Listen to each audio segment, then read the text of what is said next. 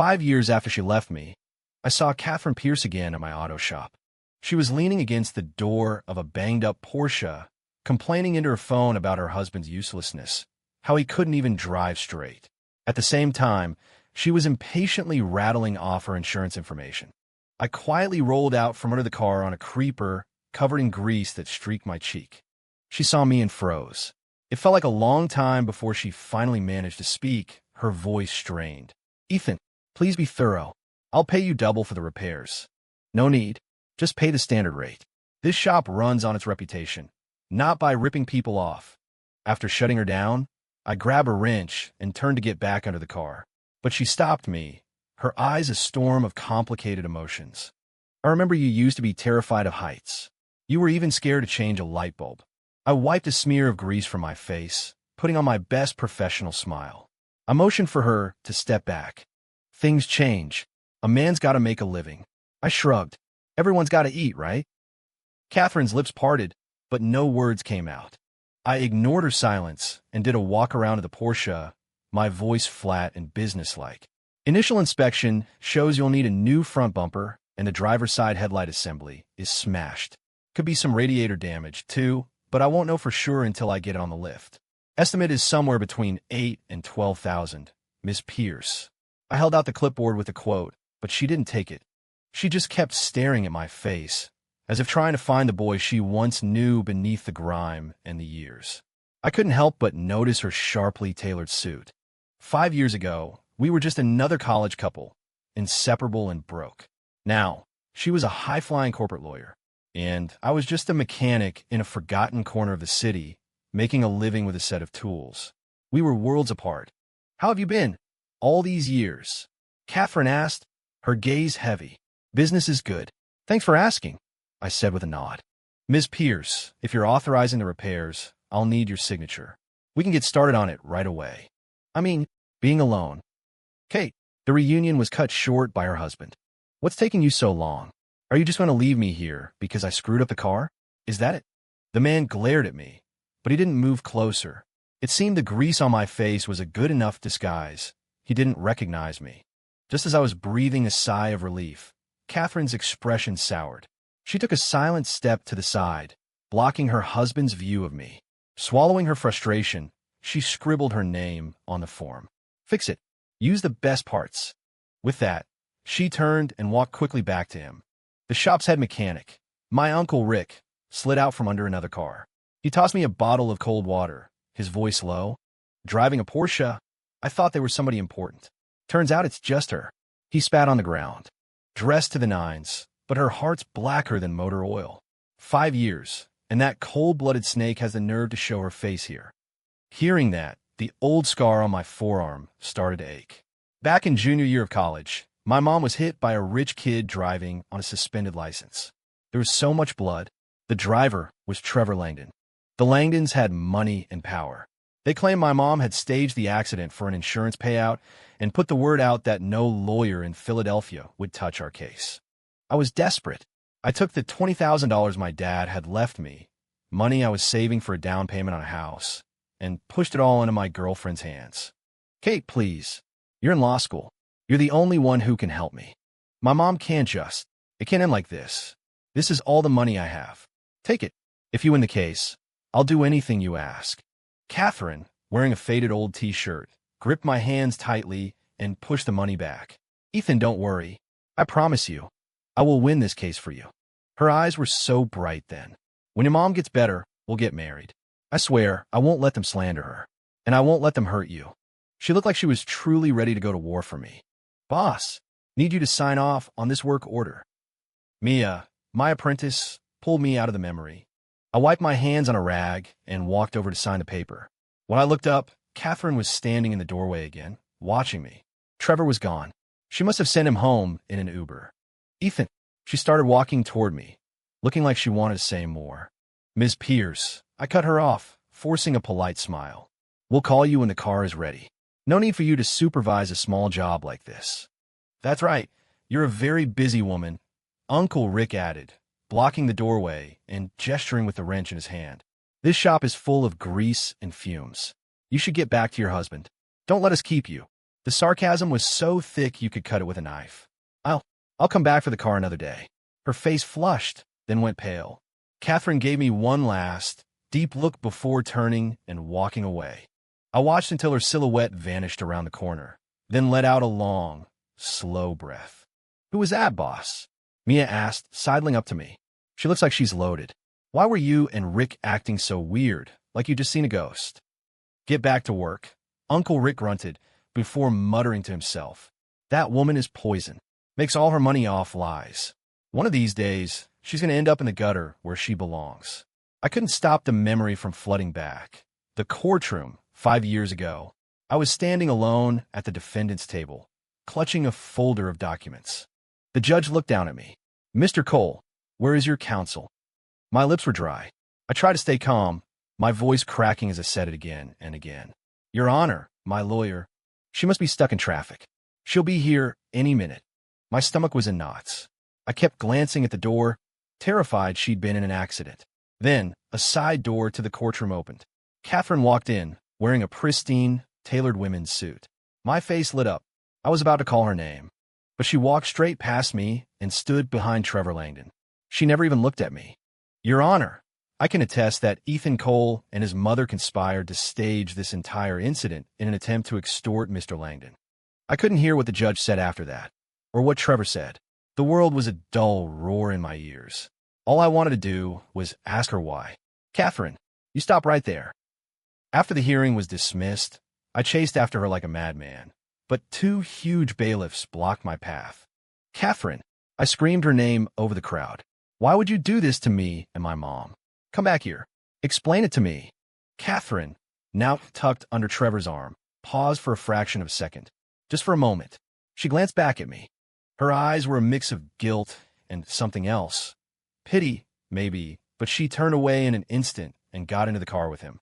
I stood there, frozen like all the air had been punched out of my lungs. In my pocket, my phone started vibrating like crazy. Is this the family of Sarah Cole? The patient's condition is critical. She's in emergency surgery. You need to get to the hospital immediately. If it weren't for that girl and her lies, your mom wouldn't have died so soon. Uncle Rick's eyes were red with fury, his voice thick with hatred. My sister was only in her 40s. Broken bones, tubes everywhere. She died without ever getting an apology. And it left my nephew with nothing, not a penny from the settlement. Just a mountain of medical debt at his age. I let out a dry laugh and clapped him on the shoulder. It's in the past, Uncle Rick.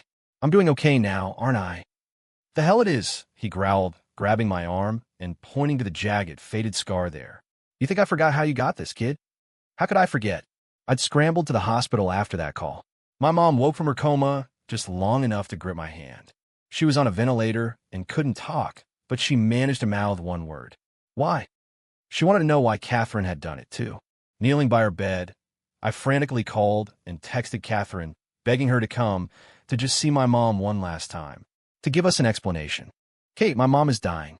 She wants to see you. Please, just come for a minute. Just one look. Catherine, pick up the damn phone. Every message went unanswered. She never replied. Not even after my mom's hand went limp in mine and the heart monitor flatlined. I don't remember signing the death certificate. A classmate later told me that Catherine's performance in court had earned her a recommendation from Trevor's father to a top-tier law firm. She was at the Four Seasons celebrating. I crashed the party. In the middle of the gilded ballroom, I saw her. She was standing with Trevor, holding a glass of champagne, accepting congratulations from everyone.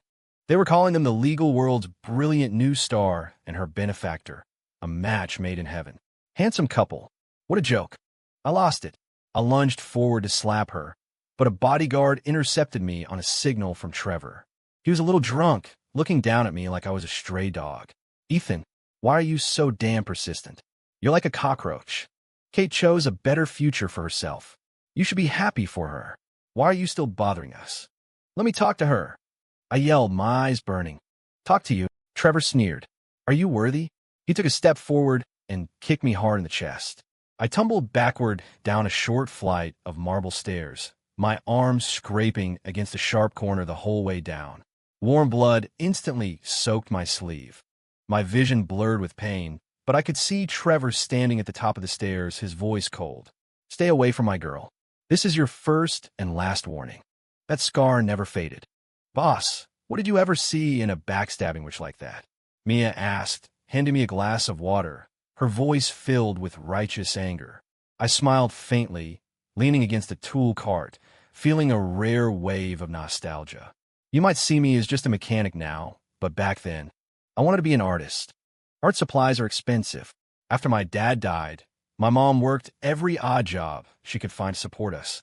To help out, I got a part-time job at a burger joint to pay for my own paints. That's where I met Catherine, who was just as broke as I was. One day, a customer fainted in the restaurant. I rushed over to help him up. He turned around and accused me of pushing him, demanding I pay for his injuries. It was Kate who came out from the kitchen and stood in front of me. I remember how skinny and fragile she looked, but she stood there, straight as an arrow. She held up her student ID and spoke to the guy with ice-cold calm. I'm a student at Penn Law. What you're doing right now constitutes extortion. I can call the police. If you don't want this to become a legal matter, I suggest you apologize to this gentleman and leave immediately. The guy was stunned. He muttered something and scurried out. I thanked her, still in shock. She just smiled at me, her eyes clear and full of a young person's fierce sense of justice. Don't mention it. Standing up for what's right is what we lawyers are supposed to do. In that moment, she was radiant. I thought that was who she was, deep down. It took me years to realize her so-called justice had a price tag. She only stood up to people she knew she could beat. It wasn't about a sense of right and wrong. It was about being smart. She knew how to weigh the odds better than anyone. Dinkling, the bell on the shop door chimed. I looked up out of habit, pasting on my customer service smile. Hi, welcome to Cole's Auto. You here for an oil change, or? The words died in my throat. My smile froze. Standing in the doorway was Catherine. She was back. She was holding a familiar-looking takeout bag, looking awkward. Ethan, I saw you hadn't eaten, so I picked something up on the way. She held the bag out. I recognized the logo instantly. It was from the fast food chain where we both used to work in college. As if a bag of greasy burgers could turn back time. I didn't say a word. I just smiled and took a step back, avoiding the bag. No, thanks, Miss Pierce. We already ordered from the place down the street. It'll be here any minute. But I bought a lot. Enough for everyone. She pushed the bag forward again, her voice pleading. I said we don't want it. Uncle Rick snapped from the doorway, his voice rough. We can't stomach that fancy stuff. We like the cheesesteaks from Tony's Corner. Less chance of indigestion. Mia chimed in. Yeah, Ms. Pierce, you should take that home with you. It's too greasy in here anyway. You'd probably lose your appetite. The atmosphere turned instantly to ice. Catherine's hand, holding the bag, was suspended in midair. She couldn't move forward or back. Just then, the overhead fluorescent lights flickered twice and died. What the hell, boss? Mia yelped. Did the power go out?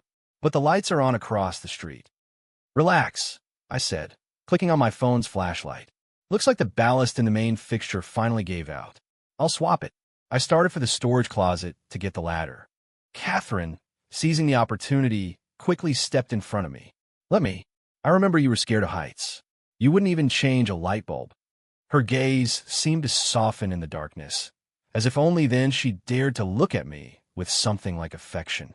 One time I was working the night shift, and the light in your apartment went out. You called me at 11 o'clock, totally lost.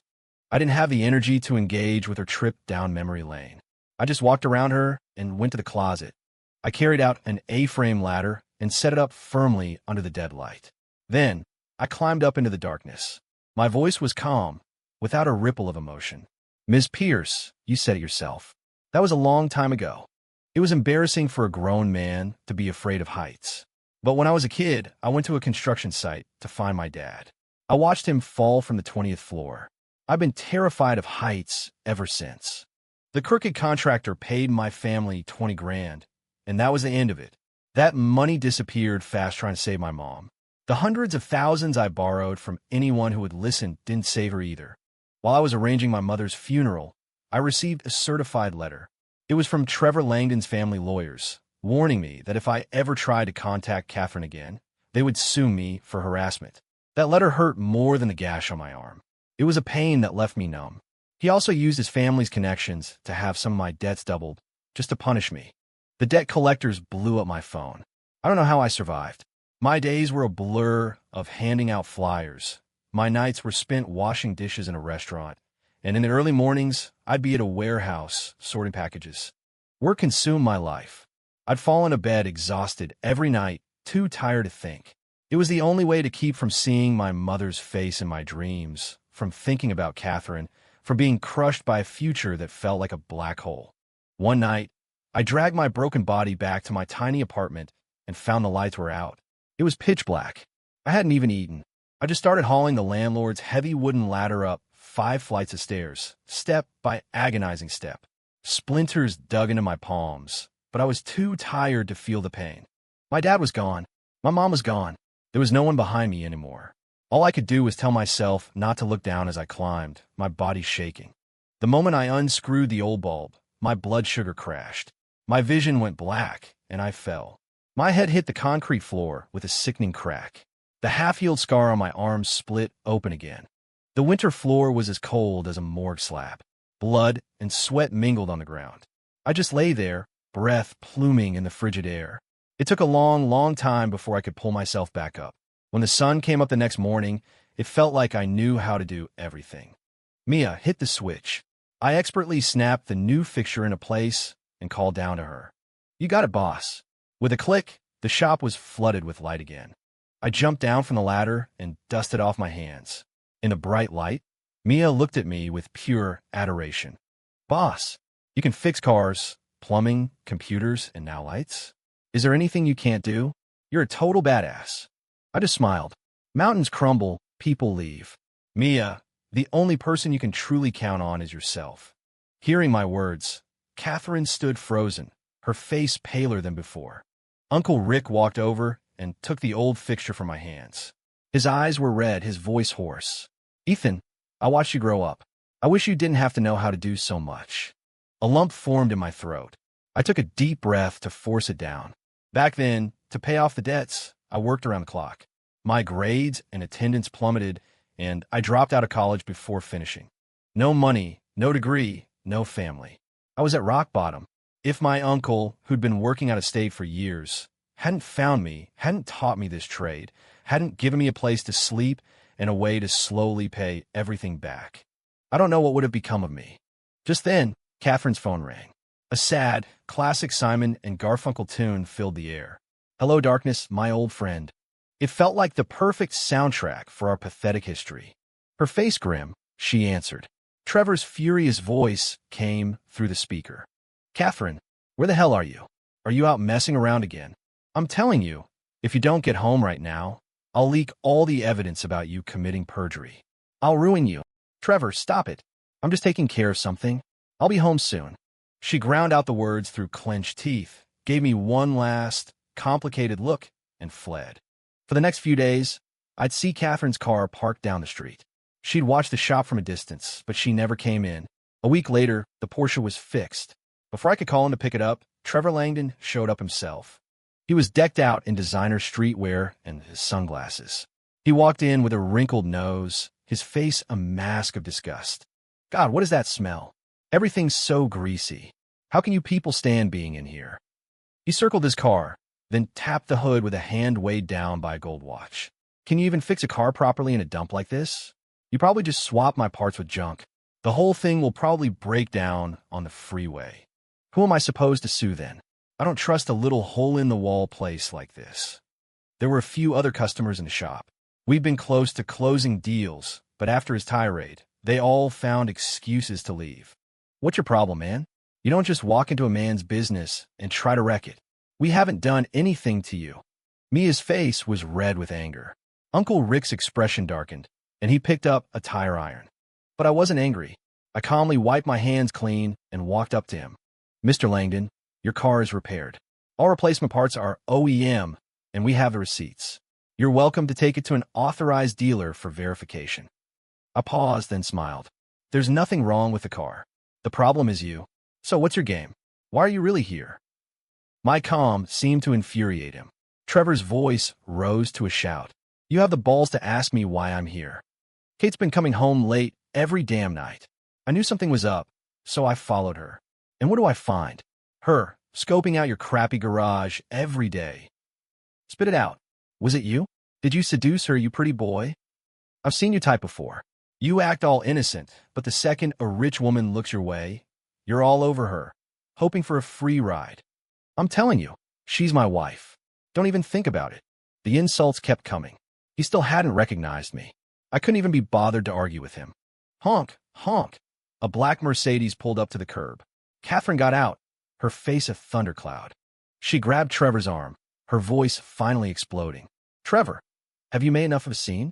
Do you have any idea how many clients your paranoid fits have cost me over the last 2 years? Kate, you're yelling at me for this piece of trash? Seeing her only made Trevor more hysterical. He pointed a shaking finger at me. You're defending him right in front of me. I knew it. I knew you two were sleeping together. Do you think I'm an idiot? He violently shook her off and lunged at me. I'm going to kill your lover right here and see if you ever cheat on me again. As his fist flew toward my face, Catherine threw herself between us, grabbing him. They struggled, a chaotic mess of limbs. In the scuffle, Trevor's hand caught my work shirt sleeve. Rip! The fabric tore, exposing the ugly, jagged scar on my forearm. Trevor froze. He stared at the scar, and a flicker of recognition crossed his face. Then, he threw his head back and roared with laughter. Ha! It's you, Ethan Cole. He pointed at Catherine, then at me, laughing so hard tears streamed down his face. Well, Kate, you just couldn't let him go, could you? I wondered why I could never track him down. You were hiding him here all along. His laughter died, and his eyes turned venomous as he glared at me. I warned you years ago to stay away from my woman. Looks like you have a short memory. If I'd known you were back in the city 2 years ago, I would have had you killed. That's enough. Have you no shame? Catherine, looking utterly defeated, screamed at him. She turned to the door and yelled, Frank, get in here and take Mr. Langdon home. Now, a man in a driver's uniform rushed in and half-dragged, half-carried the struggling Trevor out to the car. The shop was finally quiet. Catherine pinched the bridge of her nose, her face etched with exhaustion. She turned to me, her expression full of apology. Ethan, I'm so sorry you had to see that. His mental state hasn't been good these last couple of years. His family went bankrupt 2 years ago. His dad went to prison. He's been like this ever since. Unstable. She paused, her voice dropping lower. I'll compensate you for the damages and the lost business today. Can we go somewhere and talk? Boss, don't go, Mia said, stepping in front of me. This woman is bad news. Who knows what she's planning? Uncle Rick eyed her suspiciously. Mia's right. There are plenty of witnesses here. Whatever you have to say, you can say it right here. It's okay, Uncle Rick, Mia. I shook my head and patted them both on the shoulder. Don't worry. It's broad daylight. What's she going to do? I followed Catherine out the door. We didn't go to a coffee shop. I just went to the alley behind the shop and squatted down on the curb. She hesitated for a second, then squatted down next to me. It was just like years ago when we'd finish a long shift at the burger joint, too tired to speak. We just squat like this, quietly leaning against each other. Except back then, we were close. Now, dust from the alley was smudging the cuff of her expensive trousers. That little scene just cost me 3 deals that were about to close and scared off a few potential customers. I said, you hear about that incident at the Cheesecake Factory a while back? Some teenagers caused a scene, and the company spent millions on damage control, not to mention what they lost in reputation. My shop is new. Reputation is everything. Mr. Langdon just torched it. So, Ms. Pierce, the successful lawyer, how are you going to compensate me? Catherine's face twitched. The number was clearly painful, but she gritted her teeth and said, lost income, reputational damages, plus the marketing costs to win back customers. How about $300,000? I was a little shocked by the number, but I wasn't about to turn down money. I raised an eyebrow. You said it, not me. The money was settled, but she didn't leave. She just turned her head and looked at me for a long time. Ethan, do you remember? After our shifts in college, we used to squat on the curb, just like this, and watch the stars. Her voice was soft, heavy with nostalgia and regret. Ethan, I'm sorry. I'm so sorry. I was a coward back then. The Langdons were too powerful. I couldn't afford to cross them. You know my story. My dad left. My mom was still living in a shack back home, waiting for me to make it big and bring her to the city. I fought so hard to get into Penn Law. A poor student with no connections, no safety net. I was afraid one wrong move would ruin my entire life. I was scared, Ethan. I was so scared. I didn't dare let Trevor know I was even thinking about you. That's why I didn't come see your mom one last time. I'm sorry I let you carry all of that alone. I haven't had a single good night's sleep. Every time I close my eyes, I dream of you, your face, asking me why. Her voice broke, and her eyes were red. I think Catherine's eyes must be bigger than a lake, filled with an ocean of sadness, as if the regret was truly about to drown her. Ethan, for the last 5 years, I've swallowed my pride. I've done what I had to do, all to build my own firm so we could finally stand on our own 2 feet. After the Langdon Empire fell, I've been looking for you every single day. If it wasn't for Trevor, but it doesn't matter. I've found you now. Let me make it up to you, please. Anything, whatever I can do. I listened quietly until she was finished. Then I smiled. Your ringtone, Simon and Garfunkel, right? In college, you used to use the library's Wi-Fi to secretly download old movies. The Graduate. After all these years, you still love that film. Hearing that, Catherine froze for a second, the sadness in her eyes replaced by a flicker of hope. You remember? Ethan, I knew it. I knew you still. She thought I was forgiving her. She reached for my hand, her voice trembling with emotion. I gently pulled away. My expression turned to ice. Catherine, I'm only out here to discuss compensation. I'm not interested in your sob story. I work my ass off to pay my debts and open this shop. I have a responsibility to myself, to my uncle, to Mia, and to everyone who works for me. I'm not turning down that money. But as for anything else, forget it. I watched her face stiffen, and I said, each word a piece of ice. This isn't a movie, Kate. I'm not Benjamin, and you're not Elaine. Life isn't a story where you get a second chance at the end. Shame crept across her features. I picked up a heavy wrench from the ground beside me, weighing in my hand. See this wrench? I suddenly slammed it against the brick wall next to us. Crack! The force of the blow made the muscles under that ugly scar on my arm tense and bulge. I grinned at her, a wide, empty smile. Pay me and then get the hell out of my life. If you don't, I swear to God I'll take you apart. Ethan, don't, please. Cough, cough. Dust from the wall rained down, and she covered her mouth, choking. She reached for me, her voice pleading. I really want to make this right, Ethan. Don't be like this. You really want to? I leaned in close, my eyes boring into hers. Her breath hitched. She nodded frantically, like a drowning person grabbing for a lifeline. Fina, I'll give you one last chance. My smile vanished. My voice was cold steel. Reopen my mother's case. Get the original ruling overturned and clear her name. Tell the world she didn't stage an accident. Tell them the Langdons were the ones in the wrong. The expression on Catherine's face froze solid. She fell silent. To reopen the case meant she would have to personally dismantle the entire life she had built on the bones of my mother's memory. She would go from being an elite, envied lawyer back to being a nobody, a broke kid with nothing. Or worse, a prisoner. Silence. A dead, heavy silence. A war of expressions played out on her face. Finally, she squeezed out 3 words through her teeth. Ethan, don't make me. Then she turned and ran. The next day, I received a wire transfer for $500,000. Beyond that, there was no news about reopening the case. I did hear that Trevor Langdon had been committed to a psychiatric hospital, and Catherine Pierce vanished as if she'd never existed. I knew it. That woman is a coward. Gutless. Has the nerve to do the crime, but not the time. Uncle Rick fumed. But I felt a sense of relief. I had expected it. Catherine was smarter than anyone, and she valued her reputation above all else. That extra $200,000 on top of the damages was just conscience money. As if throwing cash at the problem could wash away some of the guilt, could buy back a piece of the soul she'd sold. Her trying to win me back. It was all for her, to make herself feel better. But I had clawed my way out of hell. I wasn't about to let her off that easy. After all, you can't rely on heaven or hell. You have to rely on yourself. You can't expect justice to be handed to you. You have to take it. I made a call to the hospital where Trevor was staying.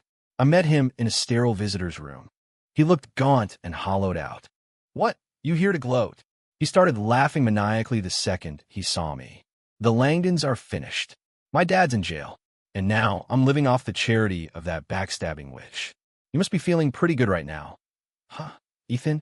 You think this is karma? You want to see me regret it? You're wasting your time. All I regret is not killing you when I had the chance. Take one down with me. That's my motto. He was still a lost cause, but it didn't matter. I let him finish, then spoke calmly. Trevor, do you remember how untouchable you were? For your 18th birthday, your dad rented out the entire Rittenhouse Hotel, hired a pop star to sing for you. You mentioned you wanted to see snow, and a dozen socialites fought over who got a ride with you for hundreds of miles just to see a flurry on a mountaintop. To get on your good side, Catherine committed perjury. She sent my mother to her death. She sold her soul for a scrap from your table, for a chance to climb the ladder you offered. But the second your family lost its money, what did she do to you? I looked at him, my eyes like chips of ice. She treats you like a rabid dog, a burden, a mess she can't wait to clean up. Trevor, are you really okay with that? My words were like knives twisting in his gut.